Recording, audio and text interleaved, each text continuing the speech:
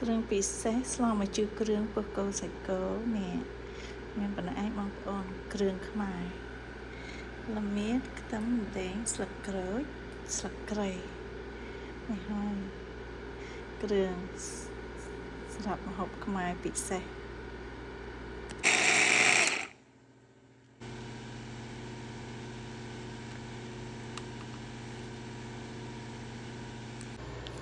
បានតែប្រសាំងជិះមកពីឆ្ងាយដែរបងប្អូន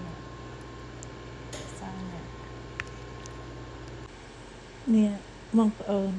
សាច់ពោះគោអីគ្រប់មុខនេះមកពីស្រុកខ្មែរជាកប៉ាល់ហោះមកពីឆ្ងាយគេកាត់ឲ្យហើយស្រេចលាងស្អាតស្រស់ហើយប៉ុន្តែយើងយកមកស្រស់ថែមឲ្យច្បាច់ពេលកិនចូលហើយនឹងអំបិលអីទៅណាថែមណាលាងឲ្យស្អាតទៅណាឲ្យអស់ក្លិនធ្វើអីវាក្លិនខ្លាំងតិចឆ្ងាញ់មែនតើនេះស្លម្ជូរគ្រឿងមើលល្អជាកប៉ាល់ហោះមកឆ្ងាយណាស់បងប្អូនអើយហើយបន្តមកយើងមានសាច់កភ្នួនជើងនេះកភ្នួនជើងគោយើងដាក់លាយទៅ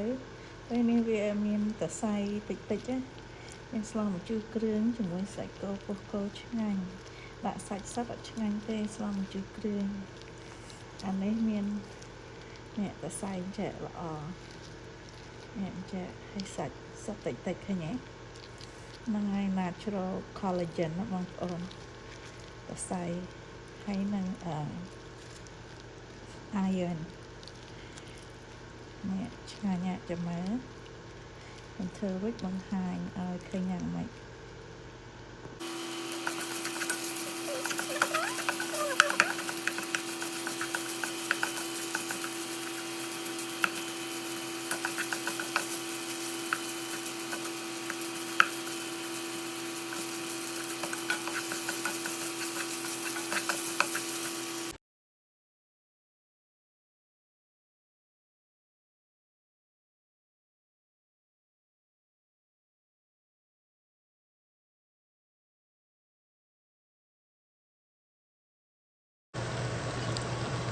សាច់យើងពុតយើងផុយហើយ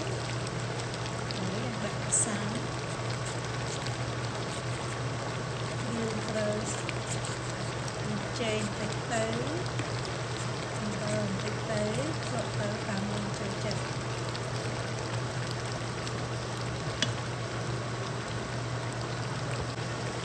ដាក់ស្លឹកកត្នោតទៅងាន់តិចទៀតចាំដាក់បន្លែ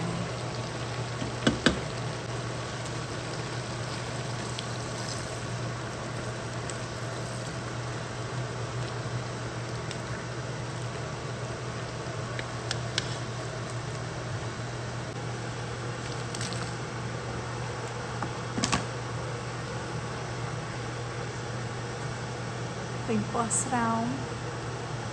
ជួយជ្រះល្អបងប្អូនពណ៌ស្រោមដាក់ទៅឆ្ងាញ់ណាស់ហើយវាស្រួយវាអត់ទន់ដូចពេញពណ៌ធម្មតា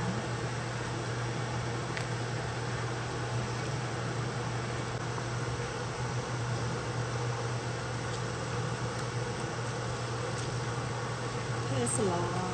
ជូរគ្រឿងពោះគោនេះណាធ្វើអីក៏ได้តែយើងប្រើពោះគោពេលយើងស្ងោរវាមកវាកន្លះម៉ោងអញ្ចឹងទៅពោះគោវារួមវិញហើយវារួមដល់ពេលណាពេល1ម៉ោងអីចឹងវារីកមកកន្លះវាធម្មតាវិញមានន័យថាពោះគោយើងផុយល្មមអីកាលណាយើងមើលអញ្ចឹងទៅយើងដឹងឲ្យយើងធ្វើផុយពេកឬក៏ស្វិតពេកញ៉ាំបានណាយើងធ្វើពោះគោតើដឹងមើលសាច់កាឡាវាពេលណាយើងចាត់មុនដំបូងកាឡាវាធំអញ្ចឹងណាហើយដល់យើងស្ងោរទៅវារួមទូចហើយមក1ម៉ោងក្រោយ1ម៉ោងក្រោយអី1ម៉ោងកន្លះអីឃើញកាឡាវានេះរីកធំវិញមានន័យថានឹងវាផុយល្មមហើយអត់ផុយពេកទេយើងច្រកអញ្ចឹងណាហ្នឹងហើយរបៀបយើងមើលពោះគោថាពេលណា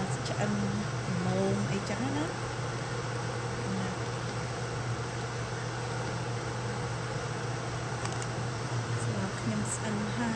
យ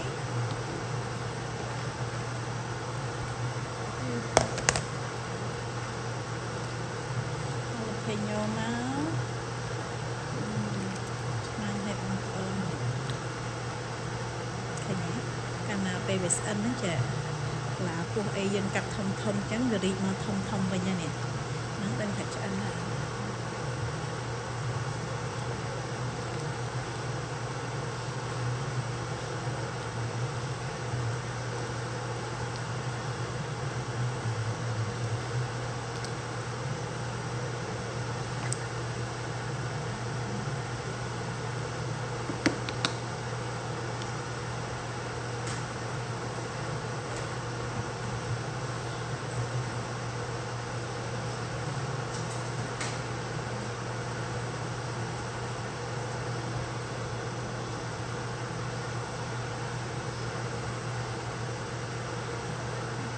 សឹមបន្តិចហើយយើងបិទភ្លើងទៅមកបាក់ឆ្ងាញ់ណាស់គ្រឿងក្នុងគោហោះមកពីស្រុកខ្មែរបងប្អូន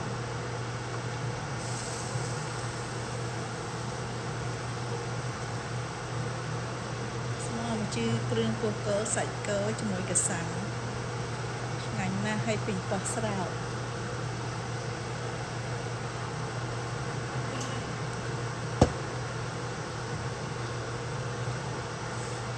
មានម្រះត្រូវទៀតแบบឆ្ងាញ់ហើយឆ្ងាញ់មែនទែនតែអត់អីមានស្លឹកកធោបហើយ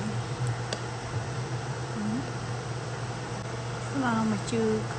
គ្រឿងខ្មែរឬក៏ស្លោខ្មែរភាគច្រើនគឺការស្មើទឹកសាច់ស្មើបន្លែឬសាច់ច្រើនជាងបន្លែក៏បានហើយនឹងការស្មើទឹកហ្នឹងมันឆ្ងាញ់